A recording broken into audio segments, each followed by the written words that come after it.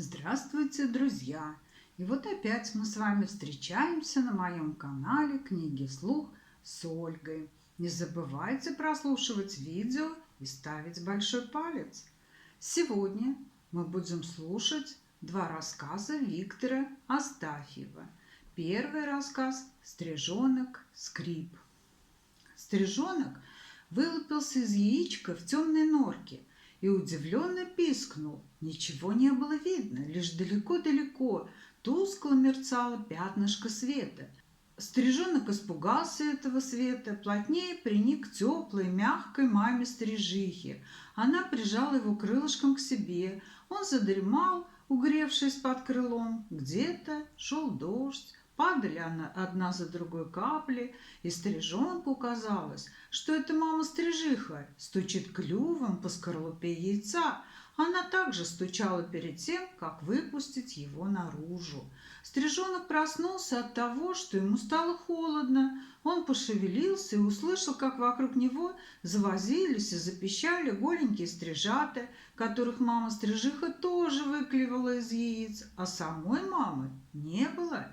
«Скрип!» – позвал ее стрижонок. «Скрип, скрип, скрип!» – повторили за ним братья и сестры. Видно, всем понравилось, что они научились звать маму, и они громче и дружнее запищали «Скрип, скрип, скрип!» И тут далекое пятнышко света потухло, стрижата притихли. «Скрип!» – послышалось издалека. «Так это же мама прилетела!» – догадались стрижата и запищали веселей. Мама принесла в клюве капельку дождя и отдала ее Скрипу, первому стрижонку. Какая это была вкусная капля! Стрижонок Скрип проглотил ее и пожалел, что капля такая маленькая. «Скрип!» – сказал он. «Еще, мол, хочу». «Скрип, скрип!» – радостно ответила мама-стрижиха. «Сейчас, дескать, сейчас». И опять ее не стало. И опять стрижата тоскливо запищали. А первый стрижонок кричал громче всех. Ему очень уж понравилось, как мама-стрижиха поила его из клюва.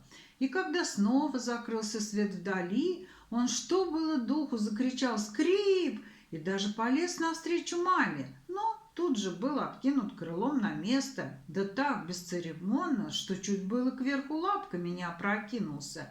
И каплю вторую мама-стрижиха отдала не ему, а другому стрижонку. Обидно. Примолк стрижонок Скрип, рассердился на маму и братьев с сестренками, которые тоже, оказывается, хотели есть, когда мама принесла мошку и отдала ее другому стрижонку. Скрип попытался отнять ее. Тогда мама-стрижиха так долбанула Скрипа клювом по голове, что у него пропала всякая охота отбирать еду у других. Понял стрижок, какая у них серьезная и строгая мама. Ее не разжалобишь писком. Так начал жизнь в норке стрижонок Скрип вместе с братьями и сестрами. Таких норок в глиняном берегу над рекой было очень много. В каждой норке жили стрижата, и были у них папы и мамы, а вот у стрижонка Скрипа папы не было. Его сшибли из рогатки мальчишки. Он упал в воду, и его унесло куда-то. Конечно, стрижаты не знали об этом. Маме стрижихе было очень тяжело одной прокормить детей, но она была хорошая мать. С рассвета и до вечера носилась она над берегом и водой, схватывала на лету мошек, комариков, дождевые капли, приносила их детям. А мальчишки, сидевшие с удочками на берегу, думали, что стрижиха и все стрижи играют над рекой. Стрижонок Скрип подрос.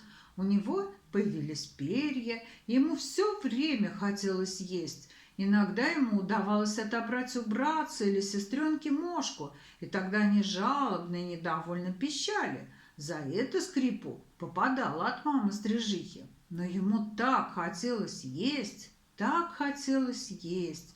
И еще ему хотелось выглянуть из норки и посмотреть, что же оно там такое дальше этого пятнышка света, откуда мама-стрижиха приносит еду и ветряные запахи на крыльях. Пополз стрижонок Скрип, и чем дальше он полз, перебирая слабыми лапками, тем больше и ярче делался свет. Боязно, Но Скрип был храбрый стрижонок, он полз и полз. Наверное, он выпал бы из норки и разбился, как разбиваются такие вот неразумные птенцы. Но тут появилась мама-стрижиха, схватила его и уволокла вглубь норки, и раз его клювом по голове, сказала сердито: «Скрип, Скрип!» И еще по голове, и еще по голове. Очень рассердилась мама-стрижиха, очень сильно била Скрипа. Должно быть, там, за норкой, опасно, раз мама-стрижиха так волнуется. Конечно, откуда Скрипу было знать, сколько врагов у маленьких проворных стрижей? Сидит на вершине березы страшный быстрый сокол и подстерегает их. Скоком, прыгом подходит к норке клюватая ворона, тихо ползет меж камней черная гадюка. Побольше подрос Скрип, догадываться об этом стал. Ему делалось жутко, когда там, за норкой, раздавалось пронзительное «тиу», когда мама-стрижиха бросала все, даже мошку или каплю воды, и тоже, крикнув грозное «тиу», мчалась из норки. И все стрижи с криком «тиу» высыпали из норки и набрасывались на врага. Пусть этот враг хоть сокол, хоть коршун, хоть кто, пусть он хоть в 100 раз больше стрижей, они все равно не боялись его. Дружно налетали стрижи, все как один. Коршун и ворона скорей убирались в лес, а гадюка пряталась под камень и со страху шипела. Однажды мама-стрижиха вылетела на битву с врагом-разбойником-соколом. Сокол был не только быстрым, но и хитрым. Он сделал вид, что отступает. Вожак стрижей, белое брюшко, дал отбой, крикнув победоносное «Тиу!», но мама-стрижиха еще гналась за соколом, чтобы уж навсегда отвадить его летать к стрижиным норкам. Тут сокол круто развернулся, ударил маму-стрижиху и унес в когтях. Только щепотка перьев кружилась в воздухе. Перья упали в воду, и их унесло. Долго ждал стрижонок Скрип маму. Он звал ее, и братцы, и сестренки тоже звали. Мама-стрижиха не появлялась, не приносила еду. Потускнело пятнышко света, настала ночь. Утихло все на реке, утихли стрижи и стрижата, пригретые папами и мамами. И только Скрип с братьями и сестрами без мамы. Сбились в кучу стрижата. Холодно, без мамы голодно. Видно, пропадать придется. Но Скрип еще не знал, какой дружный народ стрижи. Ночью к ним нырнул вожак белое брюшко, пощекотал птенцов клювом, обнял их крыльями, и они пригрелись и уснули. А когда рассвело, в норку к Скрипу наведалась соседка-стрижиха и принесла большого комара. Потом залетели еще стрижи, и стрижихи приносили еду и капли воды. А на ночь к сиротевшим стрижатам снова прилетел вожак белое брюшко. Выросли стрижаты, не пропали. Пришла пора покидать им родную норку, как говорят, становиться на крыло, самим добывать себе пищу и строить свой дом. Это было радостно и жутко. Скрип помнит, как появился в норке вожак белое брюшко. Вместо того, чтобы дать ему мошку или капельку, он ухватил Скрипа за шиворот и поволок из норки. Скрип упирался, пищал, а белое брюшко не обращал внимания на писк Скрипа, потащил его к устью норки и вытолкнул наружу. Ну что было делать Скрипу, не падать же. Он растопырил крылья и полетел. И тут на него набросились все стрижи, старые, молодые, все, и погнали его от норки всей стаей навстречу ветру, навстречу ослепительному солнцу. «Скрип, Скрип!» – испуганно закричал стрижонок, захлебнувшись ветром, и увидел под собой воду. «Скрип, Скрип, а если я упаду?» – с ужасом подумал он. Но стрижи не давали ему упасть. Они гоняли его кругами над водой, над берегом, над лесом. Потом крики стрижей остались позади, свист крыльев и гомон птичий угасли. И тут стрижонок Скрип с удивлением увидел, что он уже сам один летает над рекой.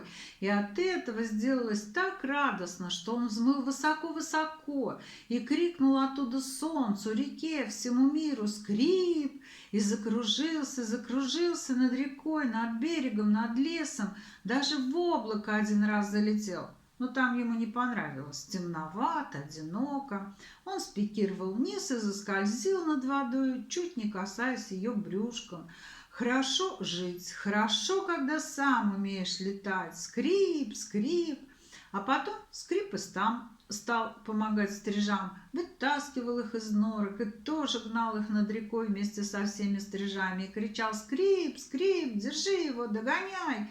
И ему было весело смотреть, как метались и заполошно кричали молоденькие стрижата, обретая полет, вечный полет. Скрип много съел в этот день мошек, много выпил воды, ел и пил он жадно, потому что стрижи всегда в движении, всегда в полете, и оттого надо им все время есть, все время пить. Но день кончился. Он еще раз плюхнулся белым брюшком на воду, схватил капельку воды, отряхнулся и поспешил к своей норке. Но найти ее не смог, ведь он снаружи никогда не видел свою норку. А сейчас все норки казались ему одинаковыми. Норок было много, разве их различишь? Скрип сунулся в одну норку, не пускают, в другую не пускают. Все стрижиные дома заняты. Что же делать? Не ночевать же на берегу. На берегу страшно, в норке-то лучше. И Скрип начал делать свою норку. Выскребал глину острыми когтями, выклевывал ее, уносил к воде, снова возвращался к яру и опять клевал, скреб, а в землю подался чуть-чуть. Устал Скрип, есть захотел и решил, что такой норки ему вполне хватит. Он немного покормился над рекой и завалился спать в свою совсем еще неглубокую норку. Неподалеку рыбачили мальчишки. Они пришли к стрижиному яру. Один мальчишка засунул руку в норку и вынул Скрипа. Что только пережил Скрип, пока его держали в руках и поглаживали, как ему казалось, громадными пальцами. Но ничего, попались ребятишки хорошие, выпустили Скрипа. Он полетел над рекой и со страху крикнул: «Тиу!». Все стрижи выспали из норок. Глядят, никого нет. Ребятишки уже ушли, сокол не летает. Чуть было не побили стрижа Скрипа, но пожалели, молодой еще. Тут понял Скрип, что в маленькой норке не житье, и принялся снова работать. Он так много раз подлетал к своей норке, чтобы унести глину, так пробивался вглубь яра, что норку эту отличал уже ото всех. Как-то опять пришли мальчишки, засунули руку, чтобы вытащить Скрипа, а достать не могут. Скрип вертел головой и, должно быть, насмешливо думал: «Эх, шалишь, братцы-мальчишки, и вообще совесть надо иметь». Хорошо, спокойно жилось в своей норке. Теперь Скрип наедался, напивался досыта, сделался стремительным, сильным. Но вот отчего-то сделались беспокойными стрижи. Они почти не находились в норках, а все летали, кружились, лепились на проводах и часами сидели молча, прижавшись один к одному. А потом с визгом рассыпались в разные стороны, присаживались к осенним лужам, заботливо клевали глину и снова сбивались в стаи, и снова тревожно кружились. И эта тревога передалась и Скрипу. Он стал ждать, сам не зная чего. И в конце августа на рассвете вдруг услышал призывный голос вожака Белое брюшко. «Тиу!» — крикнул вожак. В голосе его на этот раз не было угрозы. Он звал в отлет. Взмыл Скрип и видит, все небо клубится, тучи стрижей летят к горизонту. «Тиу!» — звал вожак, и стайка Скрипа помчалась вдаль, смешалась с другими стаями. Стрижей было так много, что они почти заслонили собой разгорающуюся в небе зарю. «Скрип! Скрип!» — тревожно и тоскливо кричали стрижи, прощаясь до следующего лета с родным краем. «Скрип! До свидания!» — крикнул стрижонок Скрип и помчался за леса, за горы, за край земли. «До свидания, Скрип! До свидания!» «Прилетай в свою норку!» — кричали вслед Скрипу мальчишки-рыбаки. Стрижи улетают в одну ночь и уносят с собой лето. Прилетают они тоже в одну ночь и приносят с собой лето. Скучно без стрижей на реке, чего-то не хватает.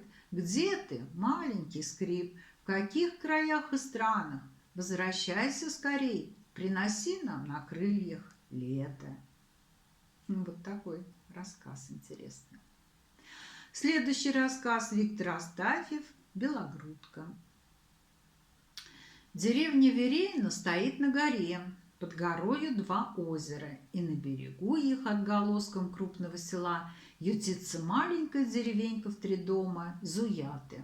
Между Зуятами и Верейна огромный крутой косогор, видный за много десятков верст, темным горбатым островом. Весь этот косогор так зарос густолесьем, что люди почти не суются туда. Да и как сунешься, стоит отойти несколько шагов от клеверного поля, который на горе, и сразу покатишься кубарем вниз. Ухнешь в накрест лежащий валежник, затянутый мхом, бузиной и малиной. Глухо на косогоре, сыро и сумеречно. Еловая и пихтовая крепь надежно хоронит от худого глаза и загребущих рук жильцов своих птиц, барсуков, белок, горностаев. Держится здесь рябчик и глухарь, очень хитрый и осторожный.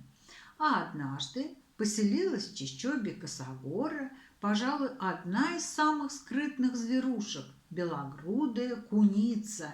2 или 3 лета прожила она в одиночестве, изредка появляясь на опушке. Белогрудка вздрагивала чуткими ноздрями, ловила противные запахи деревни, и если приближался человек, пулей вонзалась в лесную глухомань.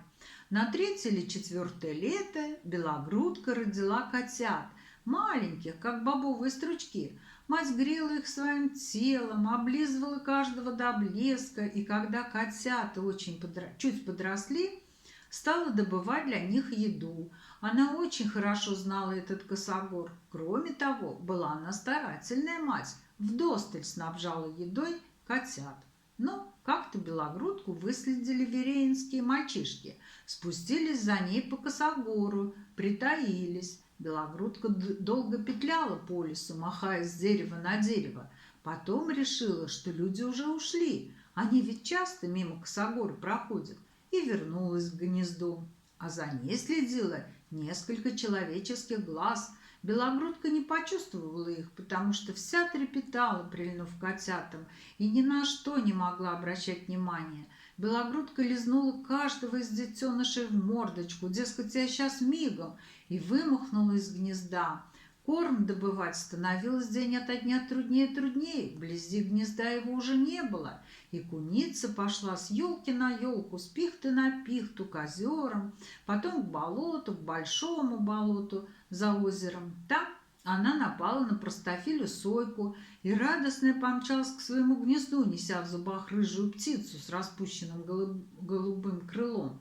Гнездо было пустое. Белогрудка выронила из зубов добычу, метнулась вверх по еле, потом вниз, потом опять вверх к гнезду, хитро упрятанному в густом еловом лапнике. Котят не было. Если бы белогрудка умела кричать, так закричала бы. Пропали котята, исчезли. Белогрудка обследовала все по порядку и обнаружила, что вокруг ели топтались люди, и на дерево неловко лез человек, сдирая кору, обламывая сучки, оставляя разящий запах пота и грязи в складках коры. К вечеру белогрудка точно выследила, что ее детенышей унесли в деревню. Ночью она нашла и дом, в который их унесли. До рассвета металась она возле дома, с крыши на забор, с забора на крышу. Часами сидела на черемах и под окном, слушала, не запищат ли котятки. Но во дворе гремела цепью и хрипло лаяла собака. Хозяин несколько раз выходил из дому, сердито кричал на нее. Белогрудка комочком сжималась на черемухе. Теперь каждую ночь она подкрадывалась к дому, следила, и все гремел и бесновался пес во дворе. Как-то белогрудка прокралась на сеновал и осталась там до света, а днем не решилась уйти в лес. Днем-то она и увидела своих котят. Мальчишка вынес их в старой шапке на крыльцо и стал играть с ними. переворачивая кверху брюшками и щелкая их по носу. Пришли еще мальчишки, стали кормить котят сырым мясом. Потом явился хозяин и, показывая на кунят, сказал: «Зачем мучаете зверушек? Отнесите в гнездо, ведь пропадут». Потом был тот страшный день, когда белогрудка снова затаилась на сарае и снова ждала мальчишек. Они появились на крыльце, о чем-то спорили. Один из них вынес старую шапку, заглянул в нее и сказал: «Эх, подох один». Мальчишка взял котенка за лапу и кинул собаке. Веслоухий дворовый пес, всю жизнь просидевший на цепи и привыкший есть, что дают, обнюхал котенка, перевернул лапы и стал неторопливо пожирать его с головы. В ту же ночь на селе было придушено множество цыплят и кур. На высоком заплоте задавился старый пес, съевший котенка. Белогрудка бегала по забору и до того раздразнила дурковатую дворнягу, что та ринулась за ней, перепрыгнула через забор, сорвалась и повисла на цепи. Утят, гусят находили на огородах и на улице задавленными. В крайних домах, что ближе к лесу, птица вовсе вывелась. И долго не могли узнать люди, кто это разбойничает ночами на селе. Но белогрудка совсем освирепела и стала появляться у домов даже днем и расправляться со всем, что было ей под силу.